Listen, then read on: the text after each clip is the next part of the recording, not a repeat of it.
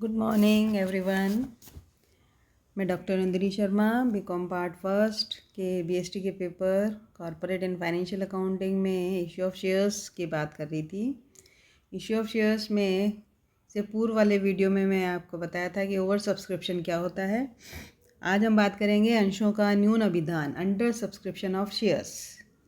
यानी जब कंपनी अपने अंश निर्गमित करती है और जितने अंश कंपनी को निर्गमित करने हैं उससे कम अंशों के लिए आवेदन पत्र प्राप्त होता है तो इस स्थिति को न्यून अभिधान कहते हैं, यानी अंडर सब्सक्रिप्शन ऑफ शेयर्स कहा जाता है। और अंडर सब्सक्रिप्शन होने पर मिनिमम सब्सक्रिप्शन अमाउंट के प्रावधान जो हैं कि जितने कंपनी शेयर इशू कर रही है उसके 90% या मोर देन 90% शेयर्स के लिए एप्लीकेशन आनी चाहिए, तभी कंपनी अपने शेयर्स अलॉट कर सकती है। तो न्यूनतम अभिधान के जो प्रोविज़न हैं उनको ध्यान में रखते हुए अंडर सब्सक्रिप्शन की स्थिति में कंपनी आवेदित अंशों का आवंटन कर देती है। जितने शेयर्स के लिए एप्लीकेशन आई है अगर वो 90% से ज़्यादा है तो फिर शेयर्स अलॉट कर दिए जाते हैं। और न्यून अभिधान के संबंध में किसी भी प्रकार का कोई एडजस्टमेंट करने की आवश्यकता नहीं होती है। तो अंडर सब्सक्रिप्शन की स्थिति वो स्थिति है जबकि कंपनी निर्गमित अंशों से कम अंशों के लिए कंपनी को आवेदन पत्र प्राप्त हुए हैं। तो यहाँ हमें न्यूनतम अभिधान की राशि को ध्यान में रखना होगा कि मिनिमम सब्सक्रिप्शन अमाउंट मिलने पर ही कंपनी अपने अंश आवंटित करेगी। अब आगे हम बात करते हैं अंशों का रोकड़ के अतिरिक्त अन्य प्रतिफल के लिए निर्गमन। Shares issued for a consideration other than cash. अभी तक हमने बात की थी कि जो अंश नकद के बदले में इशू किए हैं, लेकिन कई बार ऐसी परिस्थितियां भी हो जाती हैं कि कंपनी को अंशों का निर्गमन रोकड़ के अतिरिक्त अन्य प्रतिफल के लिए भी करना होता है। तो इसके लिए अंशों के रोकड़ के अतिरिक्त अन्य प्रतिफल के लिए जब निर्गमित किया जाता है तो जैसे कंपनी ने कोई संपत्ति खरीदी और उसके विक्रेता को परचेज प्राइस पेमेंट करने के लिए या क्रय मूल्य नगद देने के स्थान पर अंशों के रूप में अगर दे रही है, या कंपनी के प्रमोटर्स को जो रेम्यूनरेशन देना है वो नगद के स्थान पर अंशों में अगर दिया जा रहा है, तो इस स्थिति में जो एंट्रीज़ होंगी, जो जनरल एंट्रीज़ हम करेंगे वो है कि अगर संपत्ति खरीदी गई है तो जब कोई संपत्ति खरीदी जाती है तो हम एंट्री करते हैं sundry assets account DR to vendors account, यानी जितने में संपत्ति खरीदी गई है उसकी परचेज प्राइस से यानी वास्तविक क्रय मूल्य से हम ये एंट्री करेंगे। फिर उसके वेंडर को पेमेंट में अगर शेयर्स इशू किए जा रहे हैं तो भुगतान करते समय सम मूल्य पर अगर अंशों का निर्गमन उनको किया जा रहा है तो एंट्री हो जाएगी vendors account DR to share capital account, share issued to vendor at par. और अगर प्रीमियम पर उनको शेयर दिए जा रहे हैं तो एंट्री हो जाएगी वेंडर्स अकाउंट DR क्रय मूल्य की राशि से, टू शेयर कैपिटल अकाउंट अंशों के अंकित मूल्य से, और to securities premium account premium की राशि से। तो प्रीमियम पर अगर इशू किए जा रहे हैं तो हम एंट्री करेंगे vendors account DR to share capital account और टू सिक्योरिटीज़ प्रीमियम अकाउंट। अब अगर कंपनी के प्रमोटर्स को उनके रेम्यूनरेशन के बदले में शेयर इशू कर रही है कंपनी, तो एंट्री हो जाएगी preliminary expenses account DR to share capital account with amount of remuneration and with nominal value of shares allotted to share capital account में, यानी जितनी नॉमिनल वैल्यू के शेयर्स उनको अलॉट किए गए हैं उसे हम एंट्री करेंगे। अब हम आज बात करेंगे अंशों का हरण, फोरफीचर ऑफ शेयर्स। यानी यदि कोई शेयर होल्डर अपने अंशों पर किसी कारणवश कंपनी द्वारा मांगी गई राशि का भुगतान, राशि या राशियाँ यानी आवंटन राशि, मांग राशि या दोनों का निर्धारित समय में भुगतान नहीं करता है तो कंपनी को उसके विरुद्ध दो अधिकार होते हैं। एक तो ये कि वह दोषी अंशधारियों के विरुद्ध बकाया राशि वसूल करने के लिए कोर्ट में केस करे या वाद प्रस्तुत करे, और दूसरा अधिकार है कि उनके अंशों को जब्त कर लिया जाए या उनको हरण कर लिया जाए। तो पहला, क्योंकि विवाद या वाद प्रस्तुत अगर कोर्ट में किया जाता है तो लंबा टाइम हो जाता है, इसलिए उस अधिकार को कंपनियां कम काम में लेती हैं। कंपनियां केवल अंशों को जब्त करने का काम करती हैं। तो अंशों के हरण का प्रोसीजर क्या है? Procedure for forfeiture of shares. Companies act में तो अंशों के हरण के संबंध में कोई प्रोविज़न नहीं है, लेकिन कंपनी के अंतर्नियमों में अगर स्पष्ट व्यवस्था है या टेबल F के अनुसार कंपनी अपने अंशों का हरण कर सकती है। अंतर्नियम में दिए गए अधिकार एवं सारणी F के नियम 28 से 34 के अनुसार अंशों का हरण कोई भी कंपनी कर सकती है।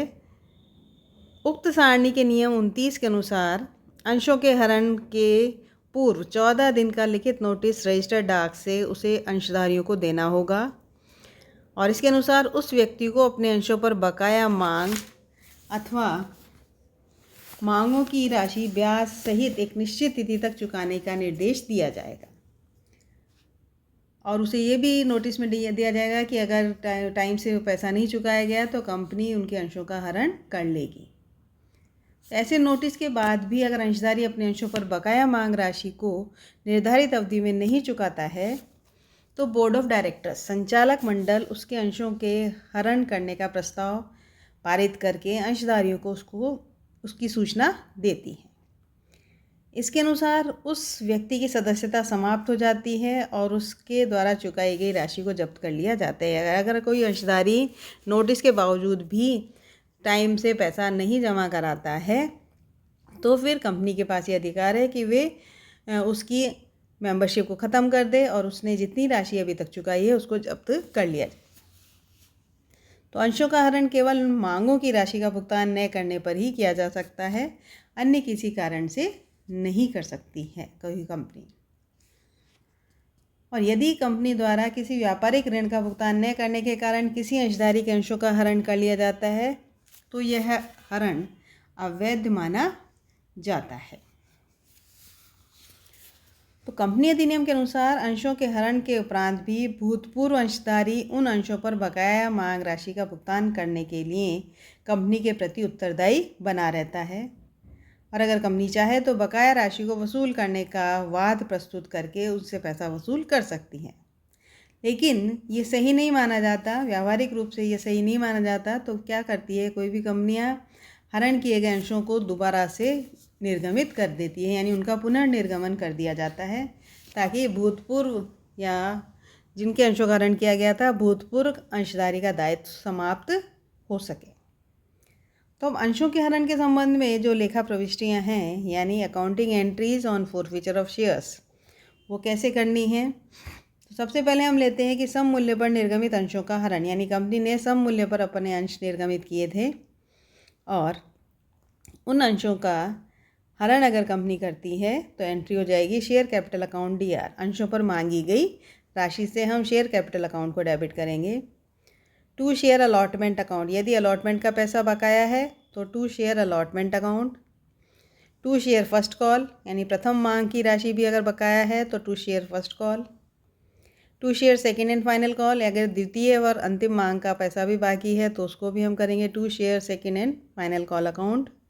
और जितना पैसा उस पर प्राप्त हो चुका है उसे शेयर फॉरफिटेड अकाउंट में ट्रांसफ़र कर दिया जाएगा।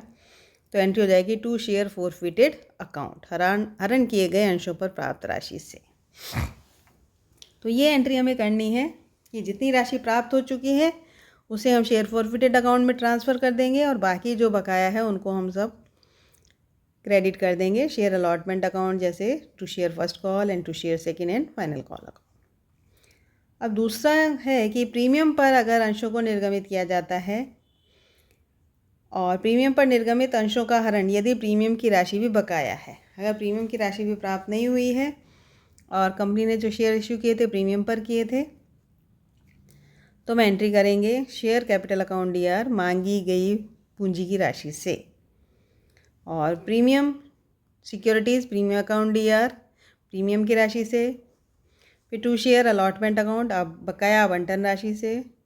To share first call account बकाया प्रथम मांग की राशि से। To share second and final call बकाया द्वितीय मांग राशि से। और टू शेयर फॉरफिटेड अकाउंट, जितनी राशि प्राप्त हो चुकी है वो शेयर फॉरफिटेड अकाउंट में चली जाएगी। Being shares forfeited due on non payment of call money. अब तीसरी है कि प्रीमियम पर अंश निर्गमित किए गए थे लेकिन प्रीमियम की राशि उन पर प्राप्त हो चुकी है तो एंट्री होगी शेयर कैपिटल अकाउंट DR अंश पूंजी की मांगी गई राशि से। 2 शेयर फर्स्ट कॉल अकाउंट बकाया प्रथम मांग राशि से। 2 share second and final call बकाया द्वितीय मांग राशि से। और 2 शेयर फॉरफिटेड अकाउंट प्रीमियम को छोड़कर शेष प्राप्त राशि से। यानी प्रीमियम प्राप्त हो चुका है तो उसके लिए अपने को कोई एडजस्टमेंट नहीं करना है। यहाँ हम शेयर फॉरफिटेड अकाउंट में प्रीमियम की राशि को छोड़कर जितनी राशि उस पर मिल चुकी है उसको हम शेयर फॉरफिटेड अकाउंट में ट्रांसफ़र करेंगे। देखिए एक सवाल है कि Kamal limited issued 40,000 equity shares of ₹10 each payable ₹3 per share on application, ₹2 on allotment, ₹3 on first call and ₹2 per share on second call. Mr. Ganesh was allotted 400 shares. Give necessary journal entries in the books in the following cases. First है Ganesh could pay only application money. On his failure to pay allotment and first call, his shares were forfeited. यानी गणेश जिसको 400 अंश company ने issue किए थे उसने application money का भुगतान किया, उसके बाद अलॉटमेंट फर्स्ट कॉल का पैसा नहीं दिया और उसके शेयर्स को जब्त कर लिया जाता है, तो क्या एंट्री होगी। और यदि दूसरा है Ganesh paid application and allotment money but could not pay the amount due on calls, his shares were forfeited. अगर उसने एप्लीकेशन मनी और अलॉटमेंट का पैसा दे दिया लेकिन कॉल मनी नहीं दी है तो उसके अंशों को अगर जब्त कर लिया जाता है तो क्या एंट्री होगी।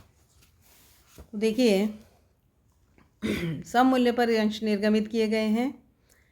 फर्स्ट केस में जबकि अलॉटमेंट और फर्स्ट कॉल ड्यू होने के बाद ही उसके अंशों को जब्त कर लिया गया है, तो कंपनी ने 3 रुपये एप्लीकेशन के साथ मांगा, 2 रुपये अलॉटमेंट के साथ मांगा और 3 रुपये फर्स्ट कॉल के साथ मांगा। फर्स्ट कॉल तक उसने 8 रुपये मांगे गए थे और उसके अंशों को जब्त कर लिया गया, तो उसने केवल एप्लीकेशन मनी दी। तो हम एंट्री करेंगे equity share capital account DR।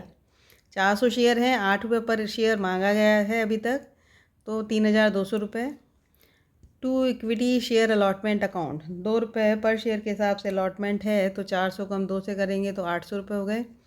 और फर्स्ट कॉल का 3 रुपये है, तो 2 इक्विटी शेयर फर्स्ट कॉल 1,200 रुपये। और बाकी जो उसने दिया था 3 रुपये पर शेयर के हिसाब से 1,200 रुपये दिए थे, तो जो प्राप्त हुआ था उसे शेयर फॉरफिटेड अकाउंट में ट्रांसफ़र करेंगे। तो एंट्री हो जाएगी equity share capital account 3,200, to equity share allotment account 800, to equity share first call 1,200, to share forfeited account 1,200। यानी 400 shares of ₹10 each, ₹8 per share called up, forfeited due to non payment of calls।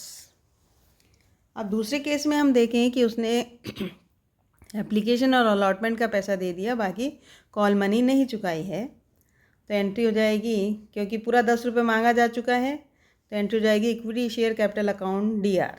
400 को हम 10 से multiply करेंगे तो 4,000। To equity share first call 1,200, to equity share second call 800 और 2 share forfeited account 2,000। इस तरीके से 400 shares of ₹10 each fully called up, forfeited due to non payment of calls. यानी एप्लीकेशन का 3 रुपये उसने दे दिया था, अलॉटमेंट का 2 रुपये दे दिया था, तो 3 और 2 5 रुपये पर शेयर के हिसाब से 2,000 रुपये आ चुके थे और 2,000 रुपये बाकी थे, तो हम ये एंट्री करेंगे।